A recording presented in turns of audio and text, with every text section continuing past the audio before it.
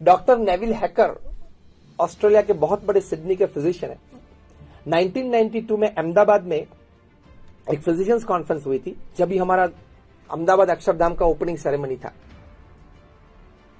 तो हमको पता चला कि इतनी बड़ी एक फिजिशियन कॉन्फ्रेंस है वहां, तो हम वहां गए सभी को निमंत्रित करने के लिए कि आप हमारे अक्षरधाम देखने के लिए पधारें। हम सभी व्यवस्था करते हैं, बस की व्यवस्था करेंगे अहमदाबाद से गांधीनगर तक की, भोजन भी हमारे साथ करना। तो पूरी बस भर के 50 फिजिशियंस आए थे, उसमें डॉक्टर नेविल हैकर भी आए थे। फिर हमें पता चला उनकी प्रोफाइल देख के, तो ये तो भाई साहब बहुत बड़े डॉक्टर हैं। फिर सोचा कि शाम तक रुकने वाले उनका शाम को मंच पे सम्मान भी कर ले। हमारे गुरु प्रमुख स्वामी महाराज को ये बात बताई, प्रमुख स्वामी महाराज को व्यक्तिगत मिले, बातचीत कुछ हुई, परिचय हुआ कार्य के बारे में। प्रमुख स्वामी महाराज ने डॉक्टर नेविल हैकर को एक बहुत अच्छा प्रश्न पूछा। प्रमुख स्वामी महाराज ने कहा कि साहब आपका काम भी बहुत अच्छी तरह से करते हो, प्रामाणिक रूप में करते हो, इन्होंने बताया, मतलब जो पीआर गाइड था उन्होंने बताया। लेकिन प्रमुख स्वामी महाराज को पूछा कि साहब आप चर्च में जाते हो, भगवान को प्रार्थना करते हो? तब उन्होंने कहा कि Swami ji, frankly telling, my hospital is my church and my patient is my god. उनकी फिलॉसफी कि ये है।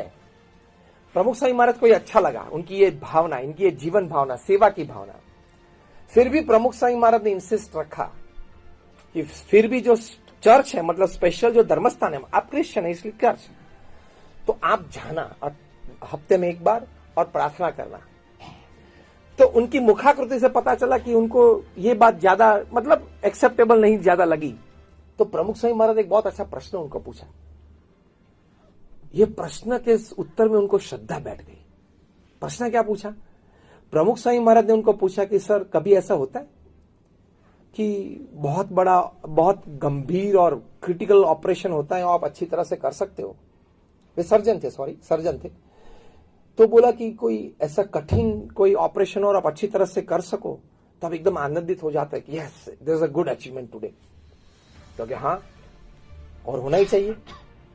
प्रमुख स्वामी महाराज ने दूसरा प्रश्न पूछा, और कभी ऐसा बनता है और बना है कभी जीवन में कि ऑपरेशन एकदम सिंपल हो और आपको जजमेंट होगी तो हो जाएगा, और फेलियर हुआ और पेशेंट मर गया? तो क्या हाँ स्वामी, ऐसा भी हुआ है। तब आप दुखी हो जाते हो? उन्होंने बोला बहुत दुखी हो जाता हूं।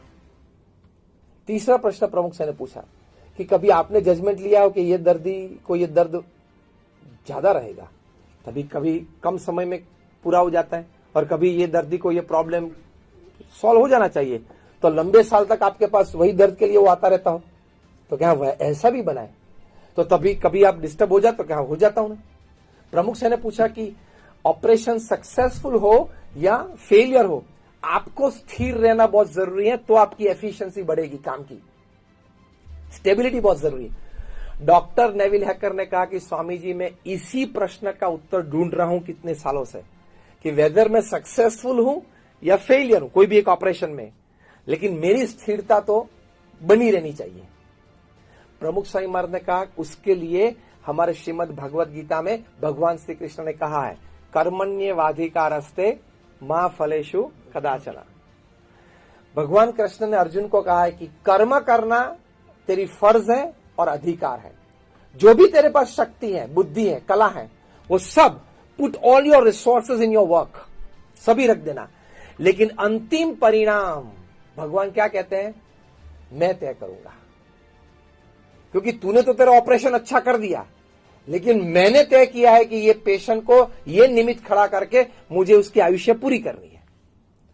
तो आपने तो डॉक्टर के रूप में हर बार जो आप करते हैं उसी तरह अच्छी तरह से ही ऑपरेशन किया है, लेकिन उसकी आयुष्य पूरी हो गई है, और मैंने ही ये निमित्त खड़ा किया है रोग का उसकी आयुष्य पूरी करने के लिए। फिर आप कितना भी अच्छा ऑपरेशन करेंगे फिर भी हो जाएगा। सिंपल। उसने बोला कि Swami ji, this is a very fantastic thought process. Pramukh Swami महाराज ने बोला हमारे श्रीमद् भगवत गीता में ये बात है, भगवान श्री कृष्ण ने कही है।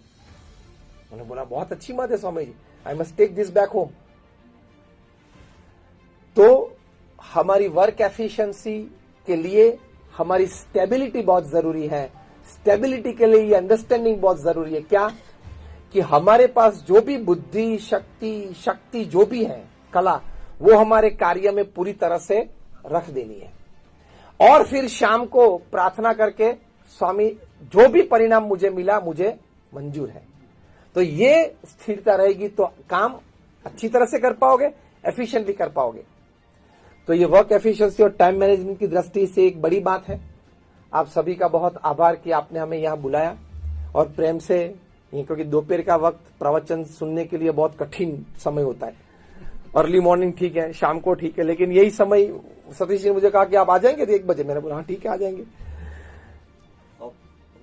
ऑफिस का वर्किंग आवर्स रहता है। हाँ इसलिए मैं समझ गया, इसलिए मैं सब कुछ समझ गया। सब्जी भोजन भी बाकी है, मैं समझ सकता, क्योंकि हम भी हॉस्पिटल स्कूल सभी चलाते, इसलिए मुझे पता है कि ये समय क्या होता है, कैसे आ सकते हैं। तो लेकिन आप सब यहाँ पधारे, आज हम भी शुभकामनाएं व्यक्त करते हैं कि आपकी हॉस्पिटल में, यहाँ अग्रसेन हॉस्पिटल में जो भी पेशेंट आए वो अच्छी तरह से इलाज पाके और स्वस्थ होके यहाँ से जाए, ऐसी हम प्रार्थना करते हैं। और हम सभी भगवान स्वामीनारायण को और हमारे महाराजा अग्रसेन जी महाराज को प्रार्थना करते हैं कि सभी पेशेंट पे उनके आशीर्वाद रहे। और यहाँ जो डॉक्टर्स हैं, मेडिकल स्टाफ है, पैरामेडिकल स्टाफ है, एडमिनिस्ट्रेटिव नॉन एडमिनिस्ट्रेटिव स्टाफ है, उन सभी के जीवन में ये सेवा भावनाएं, ये कर्तव्य निष्ठा, प्रामाणिकता से वे कार्य करते रहे और आपकी हॉस्पिटल का नाम बहुत आगे बढ़े और सभी पेशेंट्स को यहाँ बहुत लाभ मिले। और आप जो यहाँ बैठे सभी जो व्यवस्थापक और मुख्य ट्रस्टी और प्रेसिडेंट, वाइस प्रेसिडेंट, आपकी नेक्स्ट पीढ़ी में भी ये भावनाएं चालू रहे और 25 साल के बाद आपकी नेक्स्ट जनरेशन यहीं बैठी हो इसी प्रकार की व्यवस्था में, ऐसी भी हम प्रार्थना करते हैं। आप सभी का आभार, नमस्कार और जय स्वामीनारायण।